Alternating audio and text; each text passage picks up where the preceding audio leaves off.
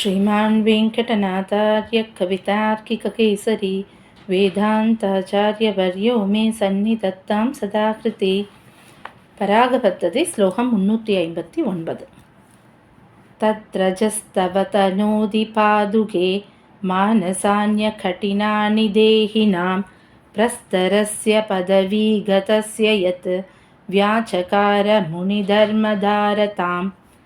பதபதார்த்தம் ஹே பாதுகே, வாராய் பாதுகையே, யத்து யாதொரு தூளியானது, பதவீகதஸ்ய வழியிலிருக்கின்ற, பிரஸ்தரஸ்ய கல்லிற்கு, முனி கௌதம மகரிஷிக்கு, தர்மதாரதாம் தர்மத்திற்காக இருக்கின்ற பத்னியாக இருக்குகையை, வியாச்சகார போயிருந்ததை மறுபடியும் உண்டு பண்ணிற்றோ, தத்து அப்படிப்பட்ட, தவ உன்னுடைய, ரஜகா தூளியானது, தேகினாம் பிராணிகளுடைய, மானசானி மனசுக்களை, அகட்டினானி கெட்டியில்லாதவைகளாக, அதாவது தப்பான காரியங்களில் பயந்ததாக, தனோதி பண்ணுகிறது அப்படின்னு சாய்க்கிறார்.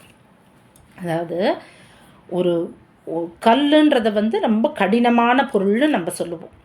கல் மாதிரி இருக்கியே அப்படின்னா கொஞ்சம் கூட ஒரு இரக்கமே இல்லாமல் இருக்கியேன்ற மாதிரி.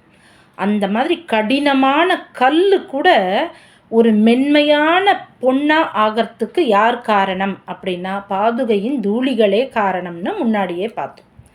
ஆக அந்த மாதிரி ஒரு தர்மபத்னியாக இருந்த, அந்த கௌதம மகரிஷியோட தர்மபத்னியாக இருந்த அந்த அகலிகைன்ற ஒரு கல்லாக இருந்தவளை அப்பேற்பட்ட பெண்ணாக மாற்றின, மென்மையான பெண்ணாக மாற்றிருக்கேன்னா, எங்களோட மனசுன்றதற்கே அது அந்த மாதிரி கல் மாதிரி தான் இருக்குது. அந்த கல் மாதிரி இருக்கிற எங்களோட மனசை கூட கனியரா மாதிரி, கெட்டி இல்லாதவைகளாக, அதாவது கனியரா மாதிரி, தேகினாம் அப்படின்னும் பொழுது இந்த தேகத்தை உடைய நம்மளை மாதிரி எல்லா ஜீவராசிகளுக்குமே கடினமான மனசு இருக்கே, அது அந்த அகட்டினானி கெட்டி இல்லாதவைகளாக, இளகினதா யார் பண்ண முடியும் அப்படின்னா பாதுகையின் தூளிகளால் மட்டும்தான் பண்ண முடியும். அதனால் எங்களுக்கு நீ வழிகாட்டு அப்படின்னு சுவாமி பிரார்த்திக்கிற ஸ்லோகமாக இது அமைஞ்சிருக்கு. நம்மளுடைய மனசு எவ்வளவு கெட்டியாக இருக்குது, எவ்வளவு கடினமாக இருக்குது, எப்படி ஒரு கல் மாதிரி இருக்குது அப்படிங்கிறத திருமாலையில் தொண்டரடிப்பொடி ஆழ்வார் அப்படியே வர்ணிச்சிருப்பார். அந்த பாசுரம் கேட்கும்போது அடடா இது நம்ம தான் போல இருக்கே அப்படின்னு நமக்கே புரிகிற அளவுக்கு அந்த பாசுரத்தை அப்படி வடிவமைச்சிருப்பார். அது வாஸ்தவத்தில் அவர் எழுதின மாதிரி இருக்காது. அதாவது அது அவர் எழுதினார், அவரோட நிலையை சொல்கிற மாதிரி அவர் எழுதினார். ஆனால் இது வாசிக்கும்போது நமக்கே தான் அவர் எழுதி கொடுத்துருக்காருங்கிற மாதிரியான பாசுரங்கள் திருமாலையில் எக்கச்சக்கமாக உண்டு. ரொம்ப அழகான பாசுரங்கள். போதெல்லாம் போது கொண்டு உன் பொன்னடி புனைய மாட்டேன். போதெல்லாம் எல்லா பொழுதும் போது கொண்டு, போதுன்னா மலர்கள், அதெல்லாம் கொண்டு சமர்ப்பித்து உன் பொன்னடி புனைய மாட்டேன், நான் சேவிக்க மாட்டேன். தீதிலா மொழிகள் கொண்டு உன் திருக்குணம் செப்ப மாட்டேன், உன்னுடைய விஷயமாக எதையுமே நான் பேச மாட்டேன். காதலால் நெஞ்சமன்பு கலந்திலேன், மனசு உருகி அப்படியே பக்தியாலாம் கலந்து இலேன், அந்த மாதிரி நான் இல்லை. அது தன்னாலே ஏதிலேன் அரங்கற்கெல்லே என் செய்வான் தோன்றினேனே அப்படின்னு. இந்த மாதிரி தான் நான் இருக்கேன், என்ன பண்ணுறது. இதெல்லாம் பார்த்தோன்னா நமக்காகவே ஒரு பாசுரம் எழுதியிருக்காரு தொண்டரடிப்பொடி ஆழ்வார்னு நமக்கு தோணும். மனத்திலோர் தூய்மை இல்லை, வாயிலோர் இன்சொல் இல்லை. அப்படியே நமக்கு இதுக்கு ஒரு வியாக்கியார்த்தமே வேண்டாம், அப்படியே நமக்கு புரிகிற அளவுக்கு எளிய தமிழில் கொடுத்துருப்பார். மனத்திலோர் தூய்மை இல்லை, மனசு நல்ல மனசாக இல்லை.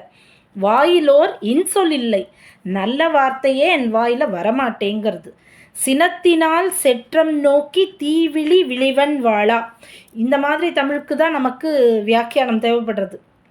சினத்தினால் செற்றம் நோக்கி தீவிழி விழிவன் வாழா அப்படிங்கிறார். அதாவது யாராவது ஒருத்தர் ரொம்ப பெருமையாக இருக்கா, ரொம்ப பதவியில் இருக்கா, புகழ்ச்சியோடு இருக்கா அப்படின்னா எந்த காரணமே இல்லாமல் நானே அவகிட்ட போய் அவளுக்கு என்ன நம்மளால் தீமை பண்ண முடியும்னு பார்க்குற மனசு நம்மளோட மனசுங்கிற.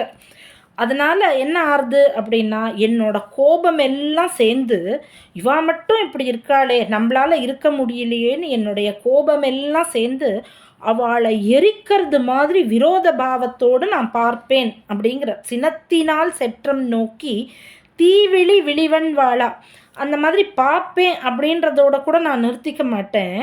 ரொம்ப கோபத்தை ஜாஸ்தி ஆக்கிண்டு அவளை பார்க்கறது மட்டும் இல்லை, வாய் திறந்து பேச தொடங்கினேன்னா கேட்குறவாளுக்கு தீவிழி விழிவன் வாழா, அப்படியே நெருப்பு காய்ச்சி கொட்டினா மாதிரி இருக்கும். அந்த மாதிரி தான் நான் பேசுவேன்.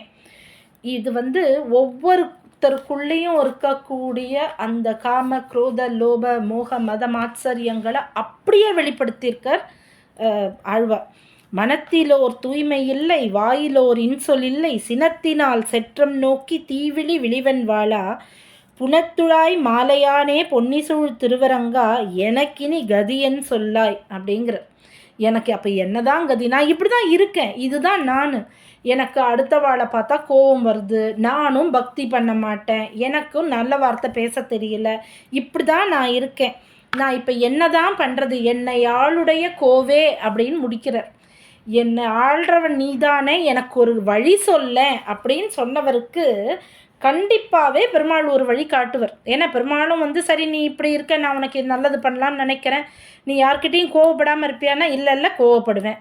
சரி நல்ல வார்த்தையாவது பேசியா, முடியாது, நான் எனக்கு அது வராது. இந்த மாதிரி ஒன்று சொல்லிட்டு வர இடத்துல கடைசியாக பெருமாளை எப்படியும் காப்பாற்றணும்னு முடிவு பண்ணிடுறார். ஏன்னா என்னை ஆளுடைய கோவேன்னு பெருமாளை நம்ம ஏற்றுன்ட்டோம்.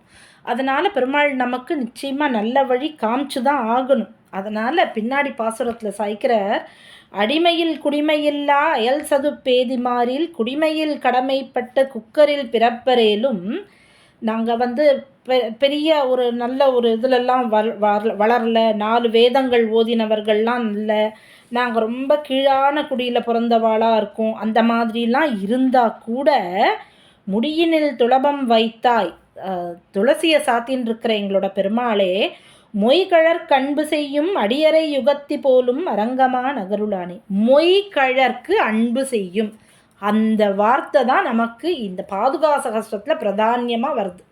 அதாவது மொய்கழற்கு அன்பு செய்யும், திருவடிகளுக்கு பரியும்படியான அன்பு செய்யும். அந்த திருவடிகளின் மேலே நமக்கு அந்த பாசம் வந்ததுன்னா, அந்த அன்பு வந்ததுன்னா, அந்த காதல் வந்ததுன்னா, அந்த பக்தி வந்ததுன்னா, இப்போ நம்மளுடைய மனசு எவ்வளோ கடினமாக இருந்ததுன்றது நிறைய பாசுரத்தின் மூலமாக பார்த்தோம்.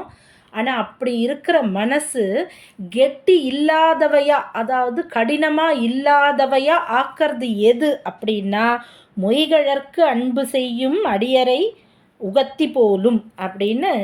அடியறை உகத்தி போலும்னா அந்த மாதிரி அடியவர்களையே, இந்த மாதிரி நாங்கள் பெரிய தப்பெல்லாம் பண்ணிட்டவா தான், ஆனாலும் எங்கள் மேலே உனக்கு பரிவு வருதுன்னா அதுக்கு ஒரே ஒரு காரணம் என்ன அப்படின்னா, உன்னுடைய திருவடி மேலே எங்கள் மனசானது நிற்கிறது.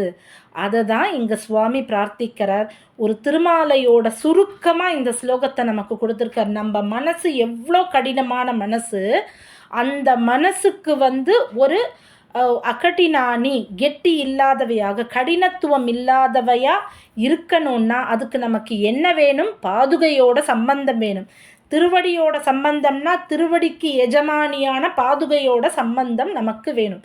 பெருமாளோட திருவடியின் எஜமானியான பாதுகையின் சம்பந்தம் இருந்ததுன்னா நம்மளுடைய கடினமான கல் போன்ற மனசானது உருகி அகலிகையா எப்படி ஒரு பெண்ணா, அந்த மாதிரி ஒரு கல் எப்படி பெண்ணாச்சோ அந்த மாதிரி நமக்கும் மனசு உருகி நம்மளும் தப்பான காரியத்துக்கு போகாதபடி நமக்கும் ஒரு கெட்டித்தன்மை இல்லாத மனசை, உருகின மனசை யார் கொடுப்பா அப்படின்னா பாதுகை தான் கொடுப்பான்னு சொல்லக்கூடிய அழகான ஒரு ஸ்லோகமாக இது நமக்கு கொடுத்துருக்காரடியே. கவிதார்க்கிக சிம்மாய கல்யாண குணசாலினே ஸ்ரீமதே வெங்கடேசாய வேதாந்த குரவே நமஹா.